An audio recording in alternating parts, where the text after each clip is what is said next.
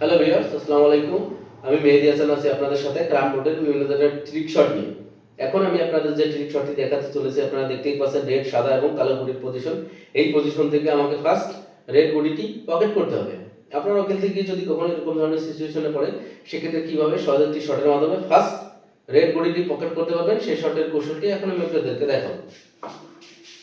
Strike এই পজিশনে পাতাবেন, কালোর উপর প্রেসার দেবেন, কালোর বাড়িতে হয় এই কালো চলে যাবে, নাহলে এই কালো সরে যাবে এবং আমার জন্য এই পকেটের লাইটটা ক্লিয়ার হবে এবং স্ট্রাইক এই কাঠে লেগে ওই কাঠে লেগে ওই কাঠে লেগে এখানে লেগে ইজিলি রেড গুটিটি পকেট করবে।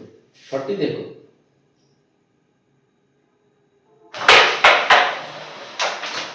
দেখতেই পেলেন ইজিলি রেড গুটিটি পকেট করলো এবং কভার হিসেবে আমার সাদা গুটিটি হাতের নাগালে আছে, আমি ইজিলি কভার করে দেব। ক্রাম বোর্ডের এই ধরনের ট্রিক শটগুলা কন্টিনিউ পেতে চাইলে আমার চ্যানেলের সাথেই থাকুন। আমি চেষ্টা করব ক্রাম বোর্ডের বিভিন্ন ধরনের ট্রিক শটগুলা কন্টিনিউ আপনাদের মাঝে নিয়ে আসার জন্য। ধন্যবাদ সবাইকে।